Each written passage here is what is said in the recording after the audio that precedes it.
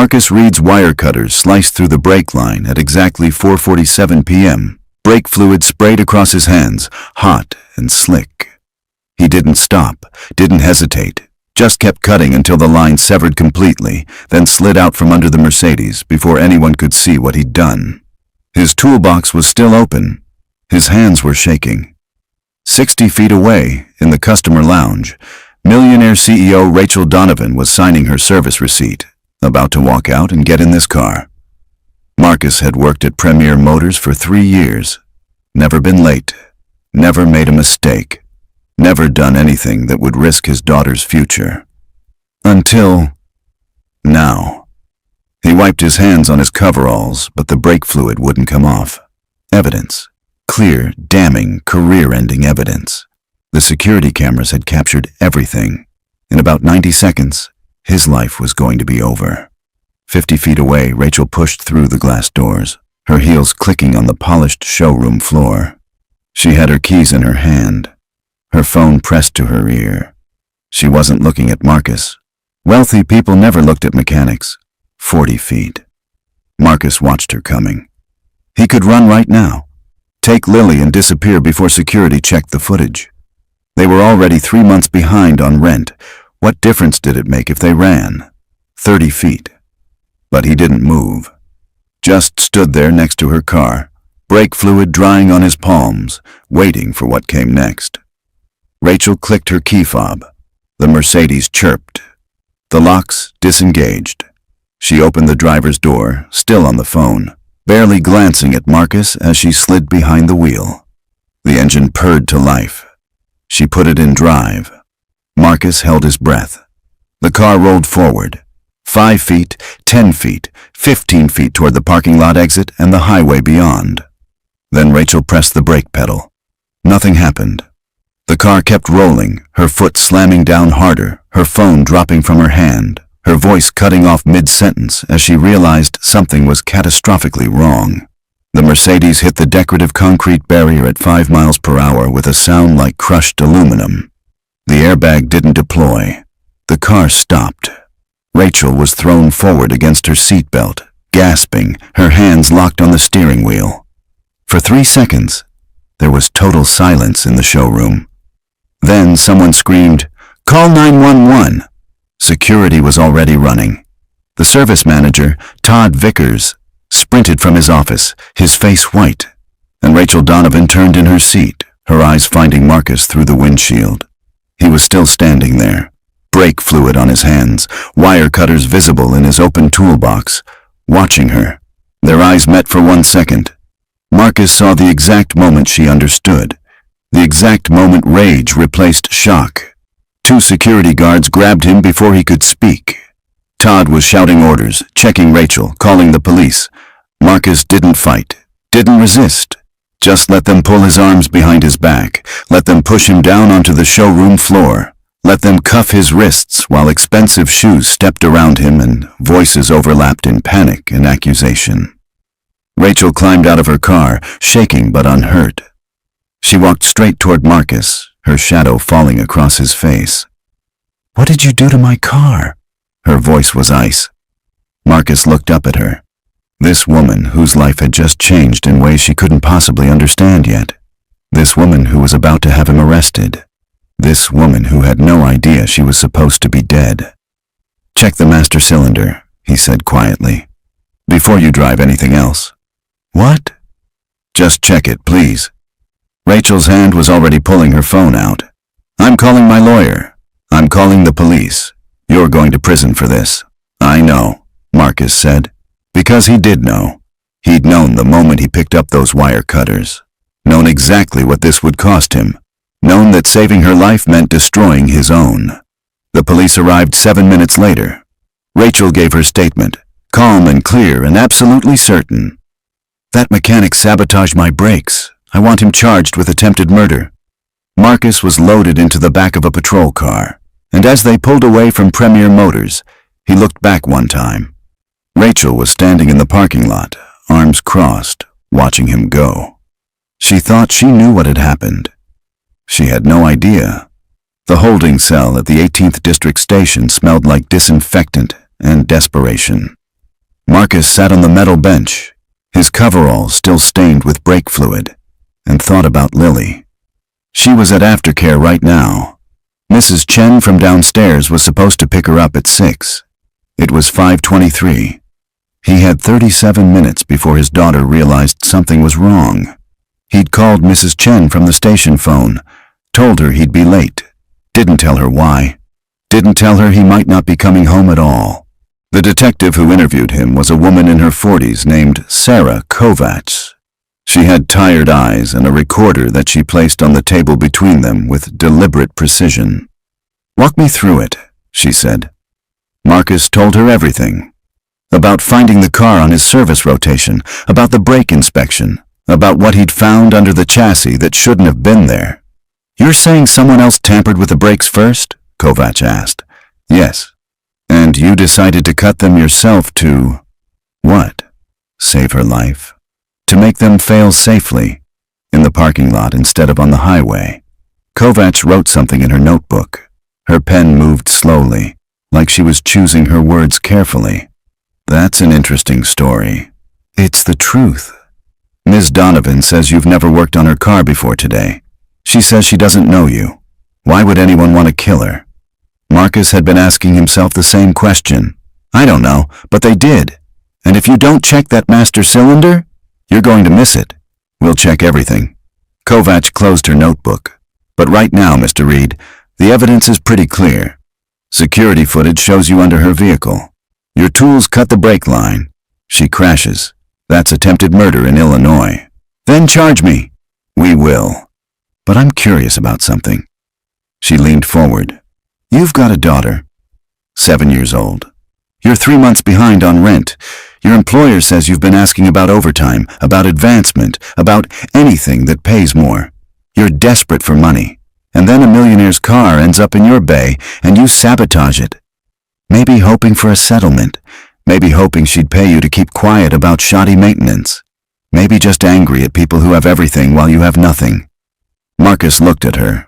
"If I wanted money, I would have let her die and sued the dealership for putting me in that position. I'd have evidence that I reported a problem and was ignored. That's worth millions in liability." Kovacs' pen stopped moving. "Instead," Marcus continued, "I destroyed my career and got myself arrested to save someone I've never met. Does that sound like someone looking for a payday? It sounds like someone with a more complicated plan." "Check the master cylinder," Marcus said for the 3rd time. "Please." At 6:15 p.m., Mrs. Chen picked up Lily from aftercare. The little girl was carrying her backpack and a drawing she'd made in art class. A picture of her and her dad at the park, holding hands, smiling. Mrs. Chen took her upstairs to their apartment, fed her dinner, helped her with homework, and didn't say anything about where Marcus was. She didn't know herself. By 7:30, Lily was asking questions. "When's Daddy coming home?" "Soon, sweetheart." "Is he working late?" Something like that. Lily's insulin injection was due at 8. Mrs. Chen had helped with it before, but she was nervous. Marcus always handled the medical stuff. He'd taught himself everything about type 1 diabetes when Lily was diagnosed 3 years ago, learning to calculate carbs and doses and correction factors with the precision of a pharmacist. Mrs. Chen called Marcus's phone. It went straight to voicemail.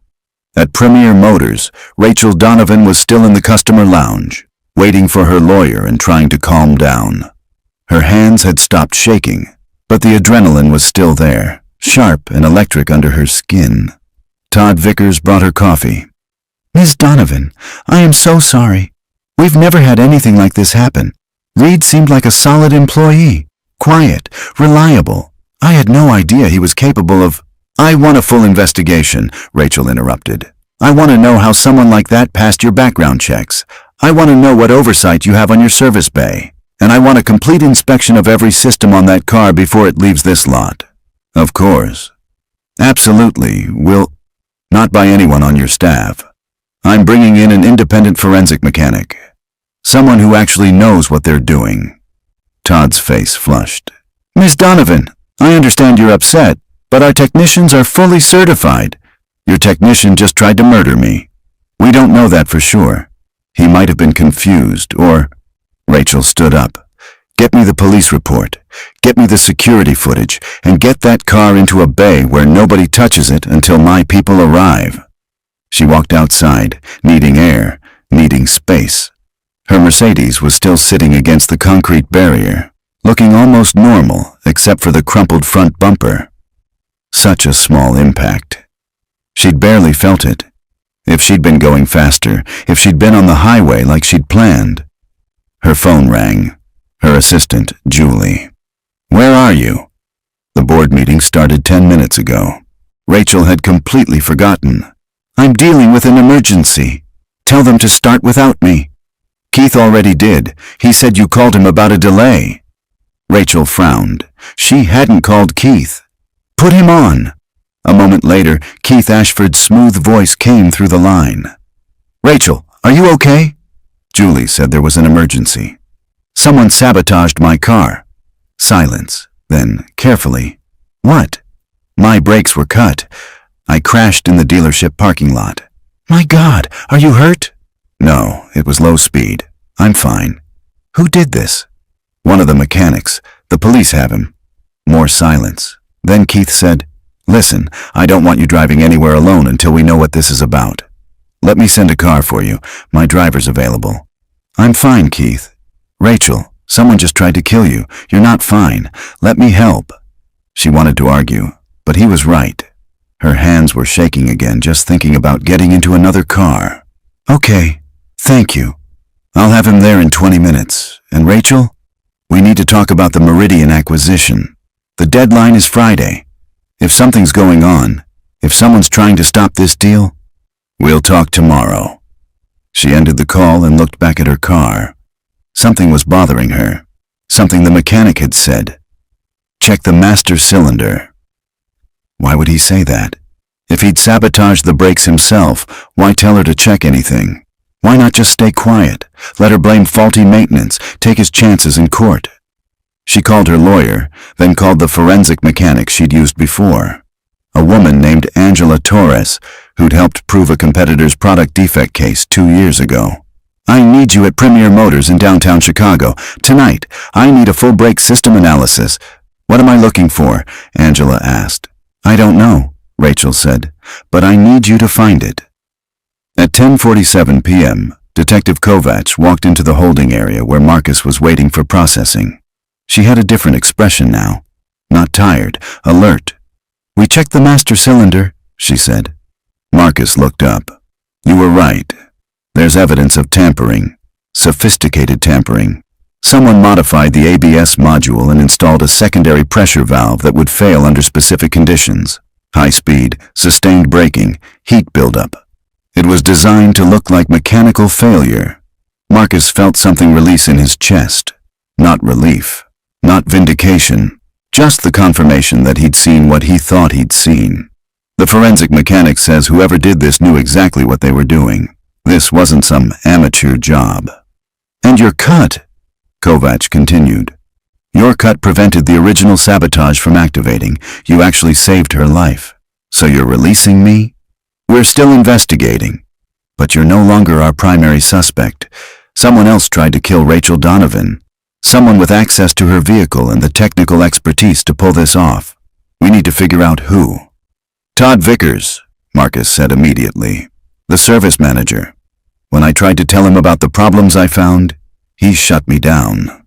Told me to stop wasting time. He didn't want me looking too closely. Kovacs wrote this down. We'll talk to him. And you need to warn Miss Donovan. Whoever did this isn't going to stop just because the first attempt failed. We're assigning protection. She's been informed. Marcus stood up. Can I go home now? My daughter's waiting for me. Kovacs hesitated. You're free to leave, but Mr. Reed, don't leave the city. We're going to need you to testify about what you found, and there's a chance whoever's behind this knows you can identify their work. You're saying I'm in danger. I'm saying someone went to a lot of trouble to kill a millionaire, and you got in the way. So yes. Be careful. Marcus walked out of the station at 11:20 p.m. He took the L train back to his neighborhood, watching his reflection in the dark windows and thinking about the way Rachel Donovan had looked at him, like he was something dangerous, Something to be eliminated. Tomorrow, she'd know the truth. Tomorrow, everything would change. But tonight, he just needed to get home to his daughter. Mrs. Chen was asleep on the couch when Marcus unlocked the apartment door. She jerked awake, blinking. "Marcus!" "Thank God. What happened?" "Long story. Thank you for staying with Lily. She's been asking about you all night. I gave her the insulin at 8 like you showed me, but I wasn't sure if I did it right." "I'm sure you did fine." Marcus looked toward Lily's room. The door was closed. A nightlight glowed underneath. "She's asleep." Finally, around 10. She was worried. After Mrs. Chen left, Marcus stood in the hallway outside Lily's room for a long moment. Then he opened the door quietly and looked at his daughter sleeping. She had her stuffed rabbit tucked under one arm. Her dark hair spread across the pillow. She looked so small, so fragile, and Marcus had just made a choice that might have protected a stranger but endangered his own child. If he lost his job, when he lost his job, they'd lose the apartment. They'd lose their health insurance. Lily's insulin cost $800 a month without coverage. How was he supposed to afford that? But if he'd done nothing, Rachel Donovan would be dead, and Marcus would have to live with that for the rest of his life. He closed Lily's door and walked to the kitchen. 3 eviction notices were stuck to the refrigerator with magnets. A medical bill for Lily's last emergency room visit. A reminder from the school about overdue lunch account charges. His phone buzzed. Unknown number. He answered it. "Mr. Reed." "This is Rachel Donovan." Marcus went still. "Miss Donovan." "I owe you an apology. The forensic investigation confirmed your story. You saved my life, and I had you arrested. I'm sorry." "It's fine." "It's not fine. I need to meet with you. Tomorrow morning, there's a coffee shop called Brood Awakening on Wells Street. Can you be there at 8? I lost my job today. I can be anywhere." A pause. "You were fired." "I cut your brake line on camera. What did you think would happen? I'll talk to the dealership. I'll explain." "Don't." Marcus's voice was harder than he intended. "I don't want anything from you, Ms. Donovan. You asked me to meet you. I'll meet you, but I don't need your pity or your money." Another pause, longer this time. 8 a.m. Brood Awakening. She hung up. Marcus set his phone down and looked at the eviction notices on the refrigerator. He'd just turned down help from a millionaire because his pride wouldn't let him accept it. Lily would pay the price for that pride, and he'd have to live with that too. The coffee shop was crowded when Marcus arrived at 7:55 a.m. Rachel was already there, sitting in a corner booth, wearing business casual and sunglasses, even though they were indoors. She had a briefcase and a laptop, and she looked like she hadn't slept much. Marcus slid into the seat across from her. He was wearing the only clean shirt he owned and jeans that were starting to fray at the knees. Rachel took off her sunglasses. "Thank you for coming. You said you needed to meet." "I do.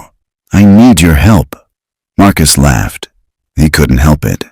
"My help with what?" "Figuring out who tried to kill me. That's a job for the police."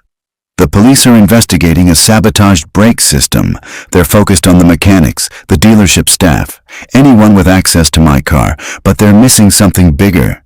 She opened her laptop and turned it toward him. Financial documents filled the screen, spreadsheets, transaction records, email chains. "I run a technology company called Donovan Industries. We develop software for financial institutions. 3 days ago, we finalized the terms for a $500 million acquisition of a competitor called Meridian Tech. The deal closes Friday. If I die before then, the acquisition collapses." Marcus studied the screen. Numbers he didn't fully understand, but he could see the pattern. Large sums of money moving between accounts. Who benefits if the deal collapses? That's what I'm trying to figure out. The board wants this acquisition. Our investors want it. Meridian wants it. On paper, everyone wins. "On paper," Marcus repeated. "What about off paper?" Rachel's expression shifted. "The acquisition includes a full audit of Meridian's finances. If there's anything hidden in their books, we'll find it. Which means if someone at Meridian has been embezzling or cooking numbers, this deal would expose them. So someone at Meridian tried to kill you to stop the audit. Maybe. Or maybe someone at my own company has been doing the same thing, and they don't want Meridian's audit team looking at our books in return. Marcus leaned back. You're telling me you think someone inside your company wants you dead. I'm telling you someone with money and resources tried to have me killed in a way that would look like an accident. That's not some random mechanic. That's someone with a plan. The police should handle this. The police are looking at the wrong people. They're investigating Todd Vickers and the dealership staff. But none of them have a motive. None of them benefit from my death. And you think I can help you somehow? You found the sabotage. You understood what you were looking at well enough to stop it. That means you know cars, you know systems, and you know how to spot something that doesn't belong. I need someone like that. Someone who sees details other people miss. Marcus shook his head. I'm a mechanic. Was a mechanic. I'm not a detective. You're observant. You're smart. And you're the only person who's told me the truth in the last 24 hours. Rachel closed the laptop. I'm offering you a job. Temporary consultant. You help me figure out who's behind this, and I pay you $20,000. The number hit Marcus like a physical thing. $20,000. That was 6 months of rent, a year of Lily's insulin, a chance to stop drowning. Why me? He asked quietly. Because you cut my brake line to save my life when you had every reason to let me die. That tells me something about who you are. She paused. And because if someone's trying to kill me, they're going to try again. I need people around me I can trust. Right now, that list is very short.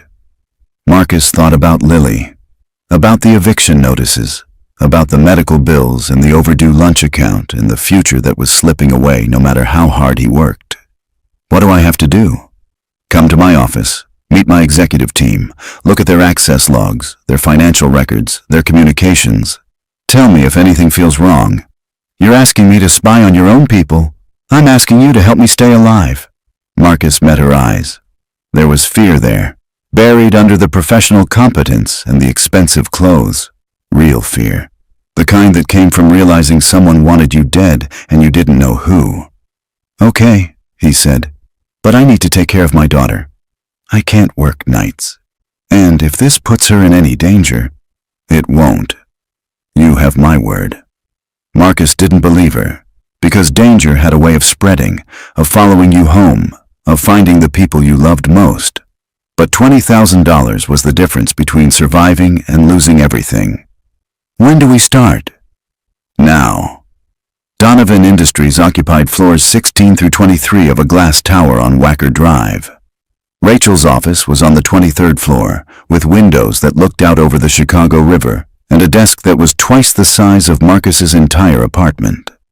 She introduced him to her assistant first, a sharp-eyed woman in her 30s named Julie Park, who looked at Marcus like he was a problem she'd have to solve later. This is Marcus Reed. He's consulting on a security matter. I need you to set him up with building access and schedule meetings with the executive team. Julie glanced at Marcus's jeans and worn jacket. All of them? All of them. Should I tell them what this is about? Tell them I'm reviewing our acquisition security protocols. Tell them I need to verify access logs and communication records. Tell them cooperation is mandatory. Julie nodded and left. The door clicked shut. Rachel gestured for Marcus to sit. My core executive team is 5 people. Keith Ashford is my COO. He's been with the company since I founded it 8 years ago. We started in my garage with $20,000 and a prototype. He's my business partner, my right hand, my closest friend. Marcus noted the way she said it. Present tense, but with something uncertain underneath. You don't think he's involved? I don't want to think he's involved. But he's been pushing hard for this acquisition, harder than anyone else. And if I die before Friday, he becomes acting CEO with full signing authority. What about the others? Linda Wu, CFO. She's been with us for 5 years. Brilliant with numbers, cautious with risk. She actually opposed the Meridian deal initially, said the timeline was too aggressive, but she changed her mind after seeing their financial projections. Why? I don't know. That's what bothers me. Rachel pulled up a file on her laptop. Photographs and brief bios appeared on the screen.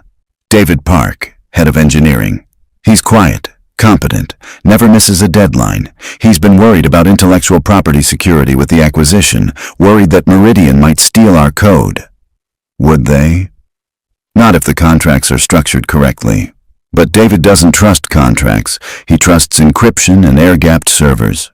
He wanted to delay the deal until we could lock down our systems. I overruled him. Who else? Simone Carter, head of HR and operations. She handles everything from hiring to office management to legal compliance. She's the one who will have to integrate Meridian's employees after the acquisition. It's a massive amount of work, and she's been stressed about it. Marcus studied the faces on the screen. Professional headshots, polished smiles. People who worked in glass towers and made decisions that moved millions of dollars. One of them wanted Rachel dead.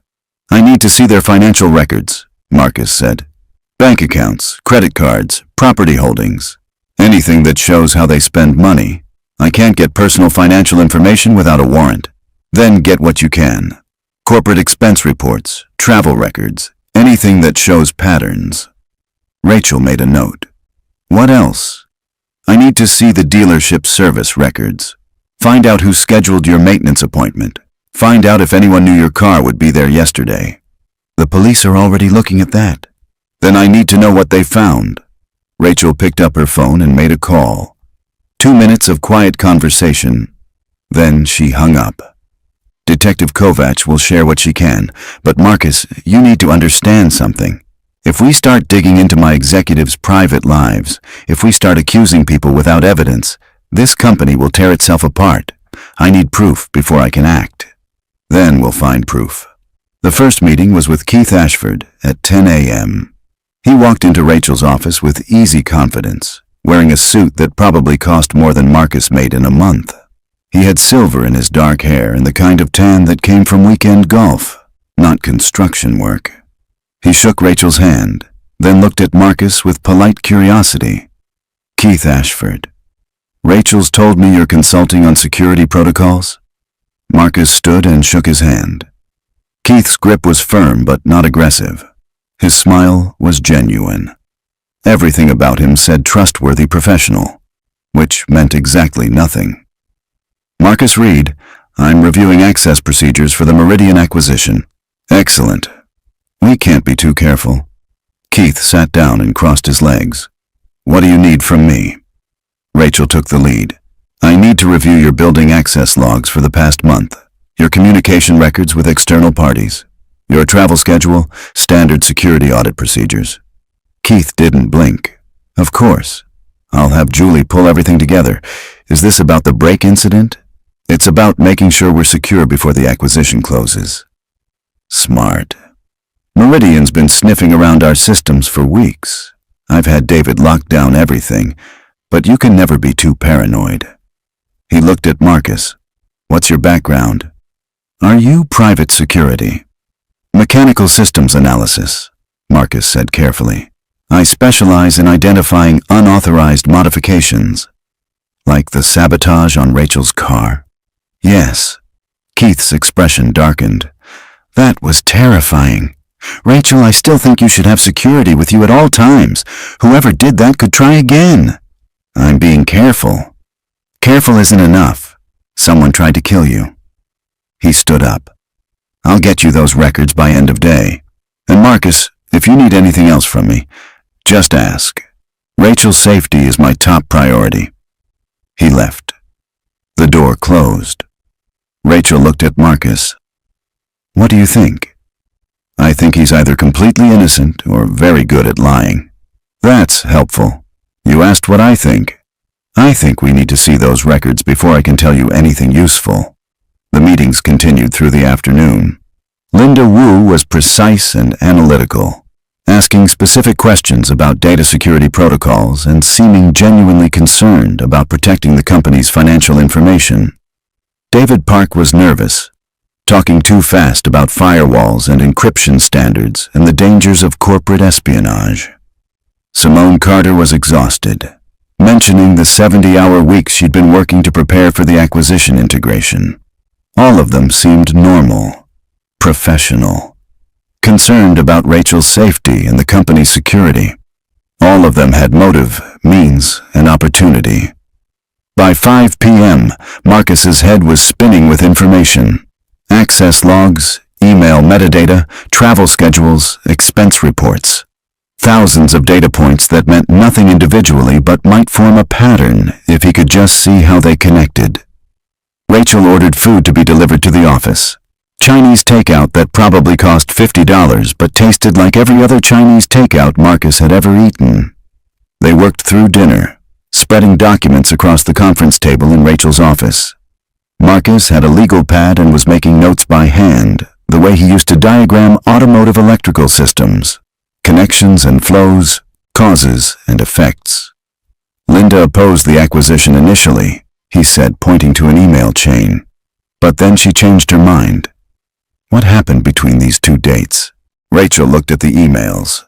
March 15th and March 22nd. 1 week apart. I don't know. She said she'd reviewed Meridian's financial projections and they were better than she expected. Who gave her those projections? Keith. He's been handling most of the Meridian negotiations. Marcus made a note. What about David? He wanted to delay the deal. Did he get overruled? Yes. I told him we couldn't wait. The market window was closing and Meridian had other potential buyers. Who told you that? Rachel paused. Keith. Marcus circled Keith's name on his notepad. Not proof, just a pattern.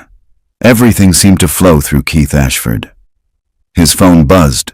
Mrs. Chen, Lily's asking when you're coming home. Her blood sugar was high after dinner.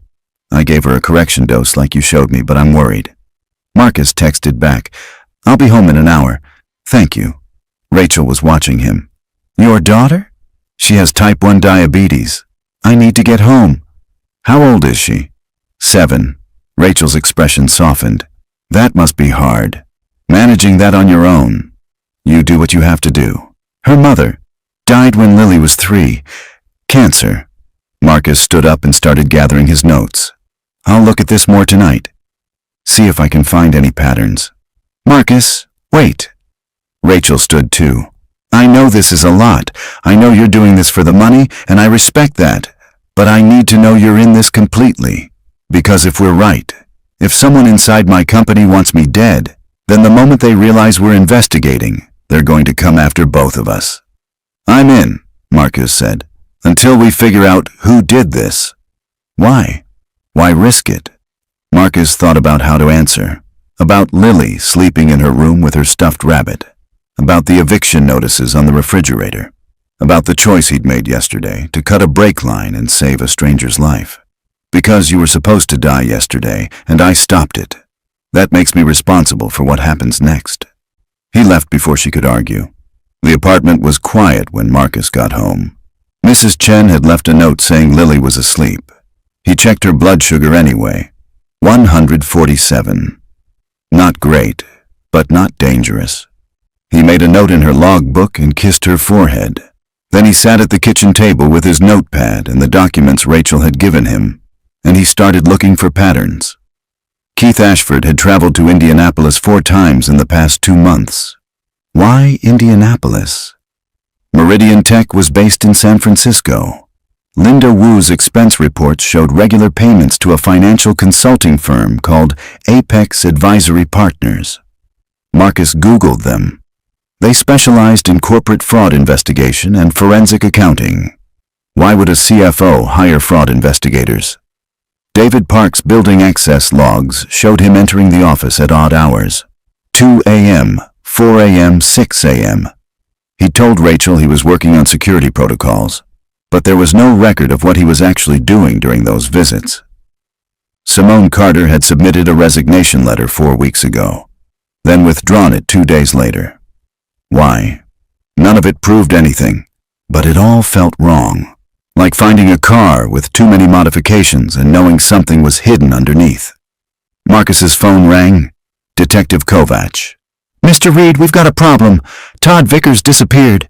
He didn't show up for work today, and his apartment is cleared out. It looks like he ran.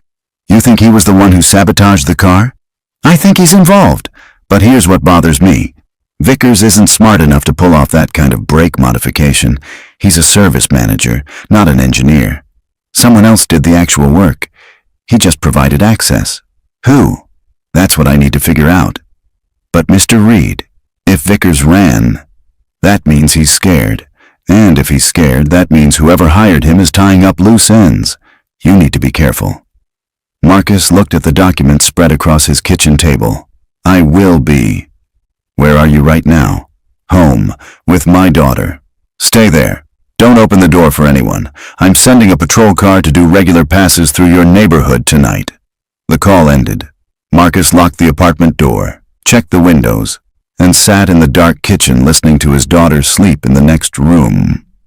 Someone had tried to kill Rachel Donovan. That someone had connections inside a luxury car dealership. That someone had enough money to hire professionals. That someone was now cleaning up evidence and eliminating witnesses. And Marcus had put himself directly in their path. He thought about calling Rachel, about telling her he was out, that $20,000 wasn't worth getting killed over. But then he thought about Lily's insulin, about the eviction notices, about the future that was disappearing faster than he could catch it. He'd made his choice yesterday when he cut that brake line. Now he had to live with the consequences. The patrol car rolled past at midnight, at 2 a.m., at 4 a.m. Marcus didn't sleep. He sat at the kitchen table, looking at patterns, looking for connections, looking for the thing everyone else was missing. At 6:30 a.m., he found it. Linda Wu's fraud investigators had been hired 3 months ago. Their invoice described the work as internal audit of executive compensation and expense allocation. She'd been investigating someone inside the company, and 2 weeks after she started, Keith Ashford had made his first trip to Indianapolis. Marcus grabbed his phone and called Rachel. She answered on the second ring, her voice alert. She hadn't slept either. Did you find something? Maybe. Does your company have any business in Indianapolis? No. Why? Keith's been there 4 times in 2 months, and your CFO hired fraud investigators 3 months ago to audit executive compensation. I think Linda found something. I think that's why she opposed the acquisition initially. And I think Keith convinced her to change her mind. Rachel was quiet for a moment. How? I don't know. But we need to talk to her. Today, before Keith realizes we're looking at him. I'll call her now. Can you be at the office by 8? I need to get Lily to school first. I'll be there by 9. Marcus hung up and went to wake his daughter. She was groggy and complained about having to get up so early, but she let him check her blood sugar and give her insulin and make her breakfast. Normal morning routine. Normal day. Except nothing was normal anymore. He walked Lily to school, holding her hand, watching the cars that passed and the people on the sidewalk and trying not to let his paranoia infect her. Daddy, are you okay? She asked at the school entrance. I'm fine, sweetheart. Just tired. You look worried. I'm always worried. That's my job as a dad. She hugged him. Don't worry so much. It makes your face crinkly. He watched her go inside, her backpack bouncing, her dark hair in the ponytail he'd learned to do on YouTube. 7 years old. His entire world. The reason he'd cut a brake line and destroyed his life to save a stranger. His phone buzzed. Rachel. Linda's not answering. She didn't come in today. That's not like her. Marcus felt something cold settle in his stomach. Call the police. Send them to her house. Already did. They're on their way. Marcus got on the L train heading downtown, his mind racing. If Linda had found evidence of embezzlement, if Keith had convinced her to stay quiet, if she'd changed her mind about the acquisition to protect him, then she was a liability. Just like Todd Vickers had been a liability. Just like Marcus was a liability now. The train lurched to a stop. Marcus's phone rang. Unknown number. He answered it. A voice he didn't recognize. Male, calm, professional. Mr. Reed, you need to stop what you're doing. Who is this? Someone who doesn't want to hurt your daughter. But I will if you keep digging into things that don't concern you. Marcus's blood went ice. If you touch her, I won't have to. You're going to walk away. You're going to tell Miss Donovan you changed your mind. You're going to take your daughter and leave Chicago today. And if I don't, then at 3 p.m., someone will pick Lily up from school. They'll tell her you sent them. She'll go with them because she's 7 and she trusts adults. And you'll never see her again." The call ended. Marcus stood frozen in the train car. People pressed around him.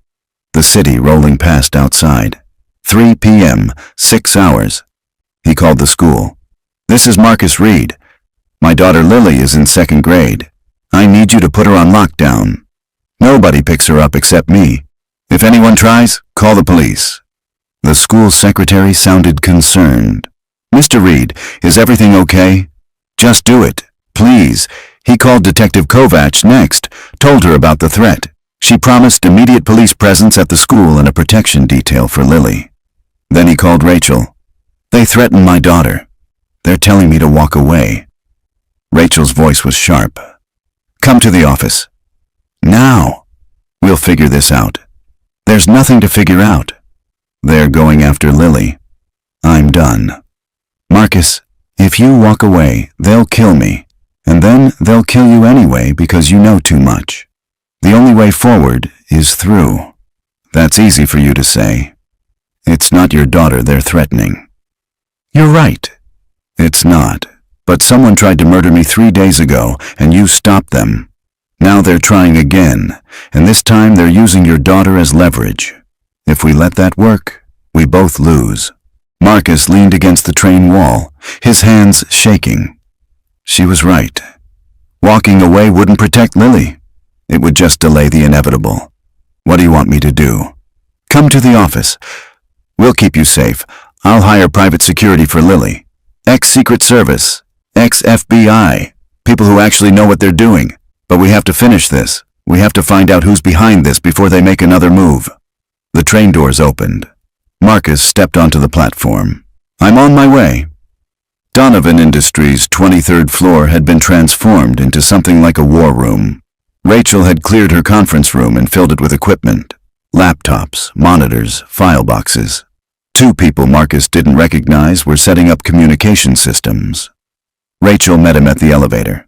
"Security team, they're sweeping the office for surveillance devices and securing our networks. I'm not taking any chances." She led him to her office. The door closed, and suddenly the noise of the conference room disappeared, replaced by thick silence. "Linda's dead," Rachel said quietly. "The police found her this morning. Carbon monoxide poisoning in her garage. Her car was running. They're calling it suicide." Marcus felt like he'd been punched. It wasn't suicide. "I know, she was murdered, just like they tried to murder me." Rachel's hands were shaking. She noticed and clasped them together. "Linda was my friend. She was my CFO. She helped build this company, and someone killed her because she found something. We need to find what she found." "I've been trying." Her files are password protected. Her personal computer was wiped clean. Whatever evidence she had, it's gone. Marcus thought about the fraud investigators. What about Apex Advisory Partners? The firm she hired. They'd have copies of everything. Rachel pulled out her phone. "I'll call them." But Apex Advisory Partners wasn't answering their phones. Their office voicemail said they were closed for renovations and would reopen in 2 weeks. "That's not a coincidence," Marcus said. "No, someone's covering their tracks." Rachel sat down at her desk, looking suddenly exhausted. "Keith came to see me this morning. Before I knew about Linda, he said we should delay the acquisition. Said it was too dangerous to proceed while someone's targeting the company. He seemed genuinely concerned. Or he's trying to buy time to clean up evidence. I don't know anymore. I've known Keith for 8 years. We started this company together. He was at my mother's funeral. He helped me through my divorce. I can't believe he'd do this. People change when money's involved. $500 million. That's what this acquisition is worth. If Linda found evidence that Keith's been embezzling, if the acquisition audit would expose him." Rachel trailed off. "How much do you think he took?" "Enough to kill 3 people to hide it." Rachel's phone buzzed. A text from Julie. "Keith's asking to see you. Says it's urgent." Rachel looked at Marcus. Should I meet with him? Yes, but I want to be there. Hidden, listening. She nodded and stood up. I have a panic button in my office. If anything goes wrong, security will be here in 30 seconds. And, Marcus, thank you for not walking away. I haven't decided yet if that was smart or stupid. Me neither. Rachel positioned Marcus in her private bathroom with the door open a crack so he could hear the conversation. Then she texted Julie to send Keith in. Marcus watched through the gap as Keith Ashford entered the office. He looked agitated, his usual smooth confidence replaced by something urgent. Rachel, we need to talk. Privately. We are private. No, I mean really private. No phones, no recording devices, no witnesses. Rachel's hand moved toward her desk drawer where the panic button was hidden. Keith, you're scaring me. Good. You should be scared. Someone's trying to destroy this company, and I think I know who. Who? Keith pulled out his phone and set it on Rachel's desk. A photo filled the screen. Todd Vickers standing outside a building Marcus didn't recognize, talking to someone whose face was turned away from the camera. I've been investigating the brake sabotage on my own, trying to figure out who had motive and opportunity.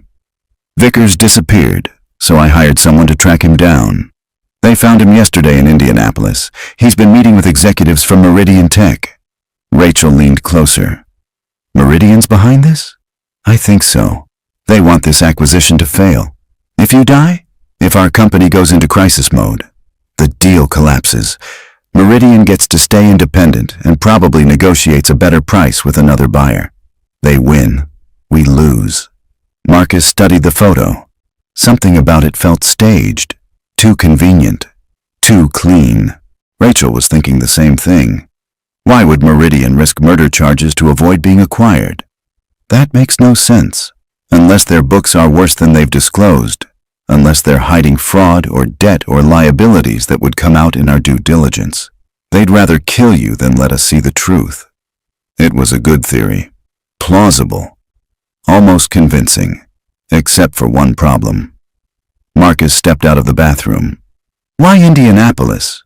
Keith spun around, his hand going to his pocket instinctively before he caught himself. Who the hell are you? Marcus Reed, security consultant. I asked why Indianapolis. Meridian's based in San Francisco. Why would Vickers meet them in Indiana? Keith's expression hardened. I don't know. Maybe they were being cautious. Maybe they didn't want to be seen in their home city. Or maybe, Marcus said, you've been going to Indianapolis yourself. 4 times in 2 months. Want to explain why? The room went very quiet. Keith looked at Rachel. You had someone investigate me? I had someone investigate everyone, including you. Rachel, I'm trying to help you. I'm trying to keep you alive. And you're treating me like a suspect. Are you? Keith's jaw tightened. I've given 8 years to this company. I've worked 80-hour weeks. I've sacrificed relationships, health, everything for Donovan Industries. And you think I'd try to kill you? Linda hired fraud investigators 3 months ago. She found something. Then she died. What did she find, Keith? I don't know what you're talking about. Yes, you do. Keith stood up. I'm done with this. When you're ready to talk like adults instead of playing detective, call me. Until then, I'm consulting my lawyer. He left. The door slammed. Rachel looked at Marcus. Did we just make a huge mistake? If he's guilty, we pushed him into a corner. If he's innocent, we destroyed 8 years of trust. Marcus sat down. Either way, we need to move fast. He knows we're investigating him. He's going to either run or destroy evidence or come after us. Rachel finished. Marcus's phone rang. Detective Kovacs. Mr. Reed, we have a situation. There's been an incident at your daughter's school. Marcus's heart stopped. What happened? Someone tried to pick her up. They had fake identification with your name on it. The school followed protocol and called the police. We have the suspect in custody. Is Lily okay? She's fine. She's in the principal's office with 2 officers. But Mr. Reed, whoever hired this person is escalating. You need to bring your daughter somewhere safe. Today. Marcus looked at Rachel. She was already grabbing her keys. "I'll take you," she said. "Right now." They drove to the school in Rachel's rental car, neither of them speaking. Marcus's mind was spinning with worst-case scenarios, with images of Lily being taken, with the knowledge that he'd brought this danger into their lives. At the school, Lily was sitting in the principal's office eating a juice box and looking remarkably calm for someone who'd just been targeted by a kidnapper. She saw Marcus and ran to him. "Daddy! A police officer let me use his radio." Marcus held her tight, his hands shaking. "Are you okay?" "I'm fine." "The bad man tried to say you sent him, but I remembered you said only you or Mrs. Chen could pick me up. So I told the teacher and she called the police, and they came with sirens." She was proud of herself, proud that she'd remembered the rules. 7 years old and already learning that the world was dangerous. Detective Kovacs was there, talking to the principal. She saw Marcus and came over. "The suspect's not talking." "Professional. We're running his prints, but I don't think we'll get anything. Whoever hired him used a cutout." "What do I do?" Marcus asked. "I can't send her to school. I can't leave her alone. I can't—" Rachel stepped forward. "Bring her to my building. We have security. We have a private conference room she can stay in. We'll protect her." Kovacs looked skeptical. "Ms. Donovan, with all respect, your security hasn't been great so far." "That's because I didn't know I needed it. Now I do, and I'm not letting anyone else die because of this." Marcus looked at Lily, at her small hand in his, at the trust in her eyes. "Okay, but we stay together. I don't let her out of my sight." They took Lily to Donovan Industries. Rachel set them up in a small office next to the conference room, brought in food and coloring books, and told Julie that Marcus and his daughter were off limits to everyone. Lily thought it was an adventure. "Daddy, why are we at an office building?" "I'm helping Miss Donovan with a project. You get to hang out with me today. Can I draw pictures?" "As many as you want." She settled in with crayons and paper, and Marcus tried to focus on the documents Rachel brought him. Financial records, email chains, access logs, evidence that was starting to form a pattern. Keith had taken 7 trips to Indianapolis over the past 6 months. Each trip coincided with large wire transfers from Donovan Industries to a consulting firm called Midwest Analytics LLC. Marcus Googled Midwest Analytics. The website was generic. Contact information led to a P.O. box. No physical address. It was a shell company. Keith was embezzling money through fake consulting contracts, but that didn't explain why he'd tried to kill Rachel. Embezzlement was serious, but it wasn't murder. Unless... Marcus found another document, a clause in the partnership agreement between Rachel and Keith. If either partner died, the surviving partner inherited full control of the company with the option to buy out the deceased partner's shares at a predetermined valuation. The valuation had been set 8 years ago when the company was worth $10 million. Now it was worth $500 million. If Rachel died, Keith would inherit a company worth $500 million and only have to pay her estate $10 million. That was motive. Marcus showed Rachel the documents. She read them silently, her face going pale. "He's been planning this," she said quietly. "For how long? I don't know. But the acquisition would have triggered an audit that exposed his embezzlement. He needed you dead before that happened." Rachel stood up and walked to the window. Chicago stretched out below, gray and cold and indifferent. "I trusted him. For 8 years I trusted him completely." "I'm sorry." "Don't be. You saved my life. Twice." She turned around. "We need to tell the police. Give them everything we've found. They'll want proof. Right now, all we have is circumstantial evidence. Wire transfers to a shell company, partnership agreements, travel records. A good lawyer will tear it apart. Then what do we do?" Lily's voice came from the other room. "Daddy, I drew you." Marcus went to look at the picture. Lily had drawn him under a car, holding tools, fixing something. She'd drawn Rachel standing next to him, wearing a red dress. And in the corner, she'd drawn another person. A man in a suit, watching them. "Who's that?" Marcus asked, pointing to the man. "The man from the parking lot. The one who was watching you when you were working on the lady's car. Marcus felt his blood go cold. Lily, when did you see this man? Yesterday when Mrs. Chen picked me up. We walked past the car place, and I saw you under a car. There was a man watching you from far away. He looked angry. What did he look like? Lily studied her drawing. He had gray in his hair, and he wore a blue tie, and he talked on his phone the whole time. Marcus showed Rachel the picture. Keith was there, at the dealership, the day I cut your brake line. Rachel stared at the drawing. He was watching to make sure the sabotage worked, and when I stopped it, I became a problem. Everything clicked into place. Keith had hired Todd Vickers to sabotage Rachel's car. When that failed, he'd killed Linda Wu to eliminate the witness who'd found his embezzlement. He'd tried to have Lily kidnapped to force Marcus to walk away, and now he was running out of time before the acquisition deadline exposed everything. We need to set a trap, Marcus said. Make him come to us. How? Marcus thought about it, about patterns and systems and the way complicated machines always had a single point of failure. Tell him you're going to sign the acquisition papers early. Tonight. Tell him you want to get it done before whoever's targeting you can try again.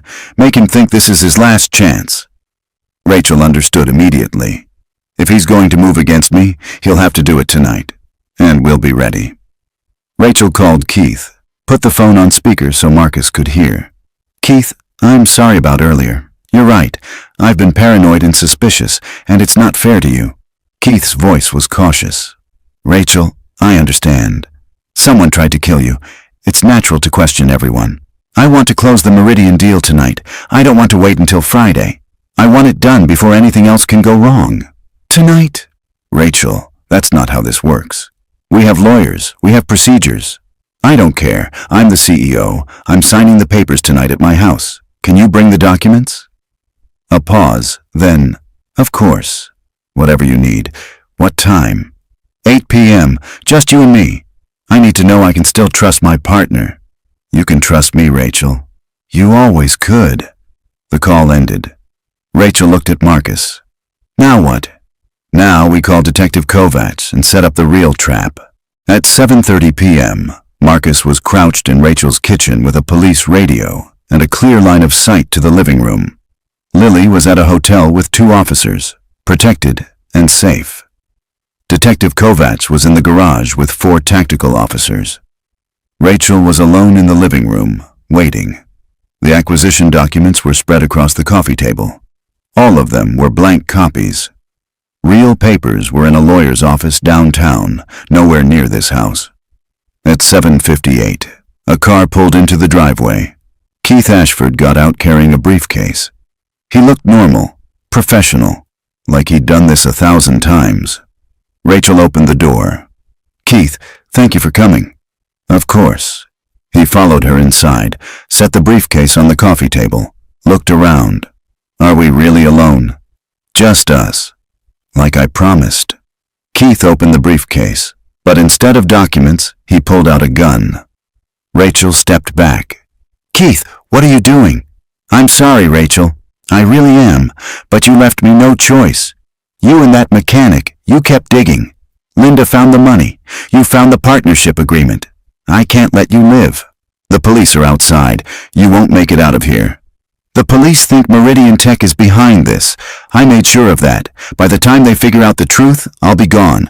Offshore accounts, new identity, $50 million to start over. Keith, please. We can fix this. We can... No, we can't. He raised the gun. I loved this company. I loved building it with you. But you were always going to leave me behind. You were always going to be the success story while I was just the partner. The acquisition was supposed to change that. But Linda found the money, and she had to die. Just like you do. I'm not alone, Rachel said quietly. I lied. Keith's expression changed. He spun around just as Detective Kovacs stepped out of the hallway with her weapon drawn. Drop the gun, Mr. Ashford. It's over. Keith looked at Rachel. Betrayal and rage and desperation all mixed together. For a moment, Marcus thought he might shoot anyway. Might go down fighting. But then he lowered the gun and let it fall to the floor.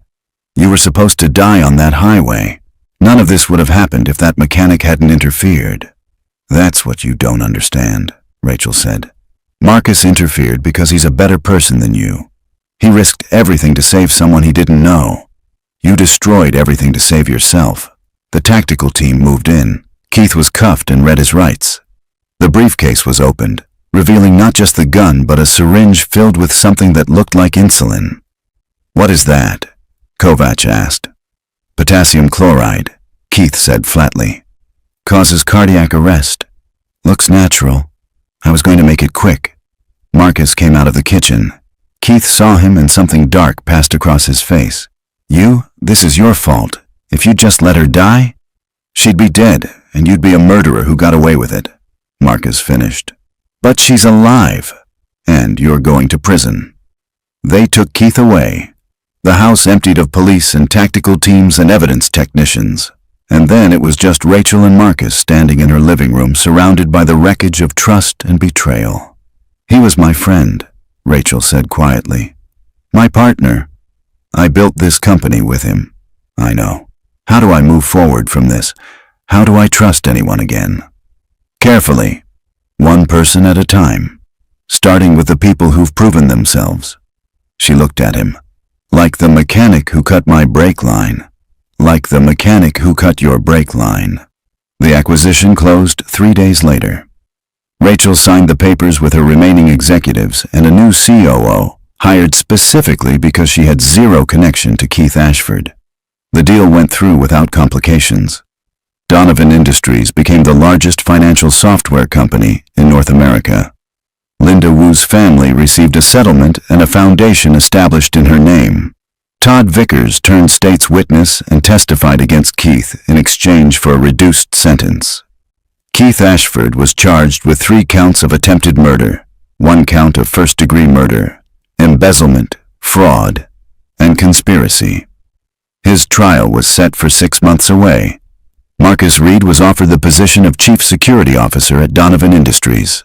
Full salary, full benefits, full authority to redesign the company's entire security infrastructure. He accepted on one condition, flexible hours so he could still walk Lily to school every morning. Rachel agreed without hesitation. 2 months after the acquisition, Marcus and Lily moved into a new apartment. 3 bedrooms close to Lily's school, with a kitchen big enough for the 2 of them to cook together. The eviction notices were gone. The medical bills were paid. Lily's insulin was covered by the best health insurance Marcus had ever had. They were sitting at the kitchen table doing homework when Lily looked up from her math worksheet. Daddy, are we rich now? Marcus smiled. No, sweetheart. We're just not poor anymore. What's the difference? Rich people don't worry about money. We still worry. We're just worrying less. I'm glad you helped that lady, even though it was scary. Me too. Do you think she's our friend now? Marcus thought about Rachel, about the way she'd trusted him when she had every reason not to, about the way she'd protected Lily without being asked, about the partnership they'd built investigating her company and exposing the truth. Yeah, he said, I think she is. Rachel visited the apartment a week later. She brought Chinese takeout and a gift for Lily, a robotics kit for kids who liked building things. Lily's eyes went wide. Can I open it? After dinner, Marcus said. They ate together at the kitchen table. Rachel asked Lily about school. Lily asked Rachel about running a company. Marcus watched them both and marveled at how life could change so completely in such a short time. After dinner, while Lily was assembling her robot in the living room, Rachel and Marcus stood in the kitchen doing dishes. I've been thinking about something, Rachel said. About that day when you cut my brake line. You told Detective Kovac you could have let me die and sued the dealership. You could have been rich. I wasn't thinking about money. I was thinking about Lily having to live with a father who let someone die because he was too scared to act. Most people would have chosen differently. Maybe. But most people aren't raising a 7-year-old alone. Everything I do, I think about what I'm teaching her, what kind of person I'm showing her how to be. Rachel dried a plate slowly. I've been thinking about trust, about how Keith destroyed mine, about how hard it is to rebuild. It takes time. But it's possible? If you find the right people. She set the plate down and looked at him. Marcus, I need to tell you something. The partnership agreement Keith used to justify murder? I'm rewriting it. New terms, new structure, and I want you to be my new COO. Marcus stopped washing dishes. Rachel, I'm not a business executive. I'm a mechanic who got lucky. You're someone who sees patterns other people miss. You're someone who makes hard choices when they matter. You're someone I trust. That's more valuable than any MBA. I don't know anything about running a tech company. Neither did I when I started. I learned. You will too. She paused. I'm not asking you to decide tonight, but think about it. Please. Marcus looked through the doorway at Lily, who was reading the robot instruction manual with intense concentration. His daughter. His reason for everything. I'll think about it, he said. 3 months later, Rachel stood at a podium in front of 500 employees and announced the company's new executive structure. Marcus Reed was named Chief Operating Officer. The room applauded, and Marcus, wearing a suit that still felt uncomfortable, tried not to look as terrified as he felt. After the announcement, one of the engineers approached him, a young woman who'd been with the company for 2 years. Mr. Reed, can I ask you something? Everyone's talking about how you used to be a mechanic. How do you go from fixing cars to running a tech company? Marcus thought about it, about brake lines and wire transfers and patterns hidden in plain sight, about the moment he'd chosen to act instead of staying invisible. Same way you do anything, he said. One system at a time. You figure out how it works. You find what's broken. You fix it before it fails. The engineer nodded like this made sense. Marcus hoped she was right. That evening, Marcus and Rachel stood on the rooftop of Donovan Industries building, looking out at Chicago. The city lights reflected in glass towers, spreading out to the horizon like a circuit board. Do you ever think about that day? Rachel asked. About what would have happened if you'd made a different choice. Every day, Marcus admitted. I think about you driving onto that highway. I think about Lily growing up without a father because I ended up in prison. I think about all the ways it could have gone wrong. But it didn't. No, it didn't. Rachel turned to face him. I never properly thanked you. For saving my life, for risking everything. You gave me a job and paid off my debts and gave my daughter a future. I think that counts as thanks. That was business. This is personal. She reached out and took his hand. Thank you, Marcus, for seeing what no one else saw, for acting when everyone else would have looked away, for being the kind of person who cuts a brake line to save a stranger. Marcus squeezed her hand. Thank you for believing me when you had every reason not to. They stood there in silence, two people who'd been strangers months ago, now bound together by crisis and survival, and the strange trust that came from facing death together. Below them, the city moved on. Traffic flowed. People lived their lives. The world kept turning. And somewhere in that city, a 7-year-old girl was doing homework with a neighbor, practicing math problems and building robots, completely unaware that her father had become someone different. Someone who wore suits and attended board meetings and helped run a company worth $500 million. But Marcus knew the truth. He was still the same person who'd slid under a car with wire cutters and made an impossible choice. Still the father who checked blood sugar at midnight and walked his daughter to school every morning. Still the man who'd learned that sometimes saving someone meant destroying everything you had. And somehow, impossibly, it had worked out. 6 months later, Rachel asked Marcus to dinner. Not a business dinner, a real dinner at a restaurant with candlelight and wine and no discussion of quarterly projections. Marcus almost said no. The line between professional and personal was already blurred enough, but Lily had given him advice that morning that he couldn't ignore. Daddy, Ms. Rachel looks at you the way you look at your tools when they're organized perfectly, like you're exactly what she needs. So he'd said yes.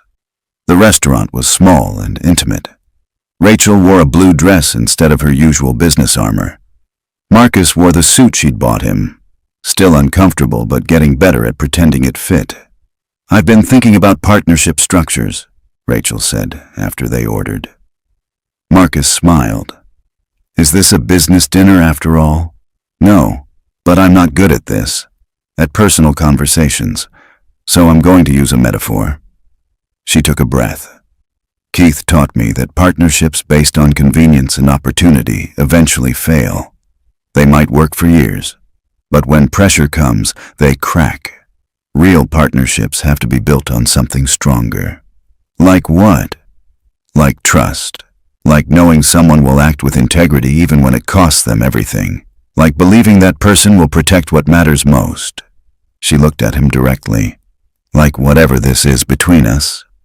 Marcus set down his fork. Rachel, I'm still figuring out how to be a COO. I'm still learning business terminology. I'm still the guy who used to mop your floors. I don't care about any of that. I care that you're honest, that you see things clearly, that you make hard choices when they matter, that my company is better because you're in it, that I'm better because you're in it. I have a 7-year-old daughter who needs insulin every day. My life is complicated. I have a company with 2,000 employees and quarterly earnings calls. My life is complicated too. Maybe complicated is okay. Marcus thought about Lily, about how she'd drawn pictures of Rachel and declared her their friend, about how she'd been right more often than adults gave her credit for. I need to talk to Lily first, he said. Whatever this becomes, she's part of it. I won't do anything that makes her life harder. I wouldn't want you to. I like that about you, that she comes first. They finished dinner talking about everything except work, about Lily's robotics projects, about Rachel's mother who died of cancer 5 years ago, about the strange paths that had brought them both to this moment. When Marcus got home, Mrs. Chen reported that Lily had been perfect and was already asleep. Marcus paid her, thanked her, then went to check on his daughter. She was awake, reading under the covers with a flashlight. You're supposed to be sleeping. I was waiting for you. How was dinner with Miss Rachel? Marcus sat on the edge of her bed. It was nice. She's become a good friend. Do you like her? Yes. Like her. Marcus smiled. Maybe. How would you feel about that? Lily thought about it seriously. Is she nice to you? Very nice. Does she make you smile? Yes. Then I think it's okay. You should have friends who make you smile. You work too hard, Daddy. When did you get so wise?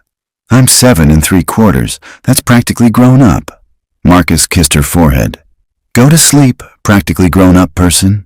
Daddy, I'm glad you helped her, even though it was scary and we almost lost our apartment.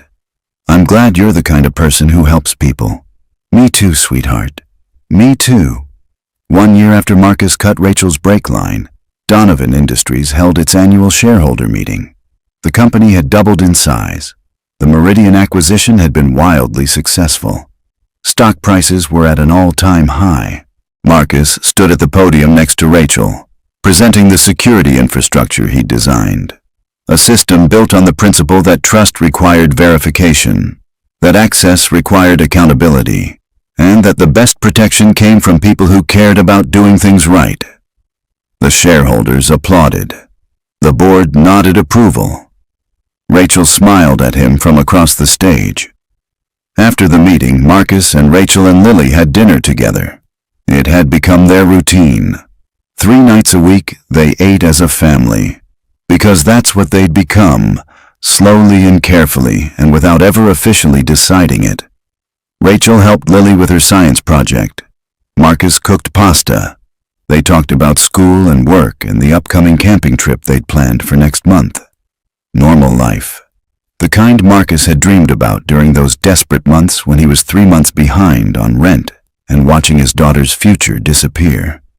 Later, after Lily was asleep, Marcus and Rachel sat on his apartment's small balcony, looking out at the city lights. Do you ever regret it?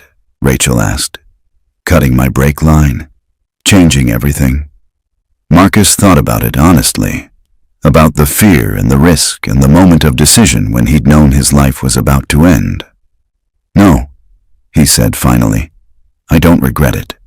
Because the person I was before wouldn't have this, wouldn't have you, wouldn't have shown Lily that sometimes you have to break everything to save what matters. That's a good lesson for a 7-year-old. That's a good lesson for anyone. He took her hand.